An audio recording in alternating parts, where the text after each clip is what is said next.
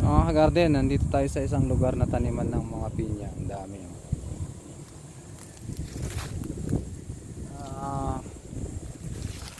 hindi natin alam kung saan sila kumuha ng supply nila ng tubig kasi mataas naman ng lugar na to. Pero maganda pa rin ang itsura ng mga pinya nila. Ito maliliit pa eh. Siguro mga ilang buwan pa to bago ito mamunga. Pero dito sa kabila, ayan. Ano na to? Malalaki na sila. Na parang namunga na. May bunga na nga, may bunga na nga. Ayan. May bunga na nga. Ayan, ayan, may bunga na nga sila. Oh. Ang dami, ano? Puro pinya.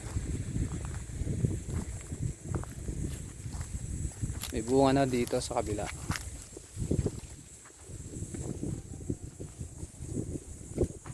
Ayan.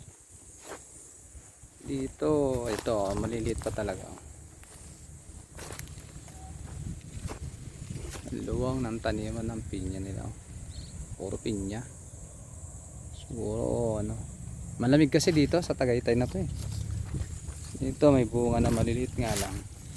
Pero ang dami rin ng pinya. Puro pinya talaga. Hanggang doon no. Luwang na taniman ng pinya. Maliliit pa nga lang ang bunga. Ayan. Ayan, maliliit pa ang bunga.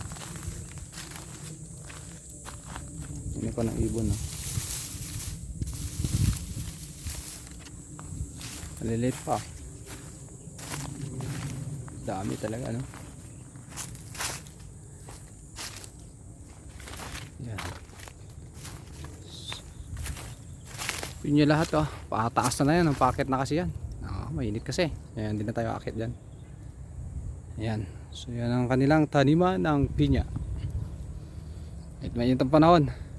Lumalaban siya ano. Ayan, oh, ganda.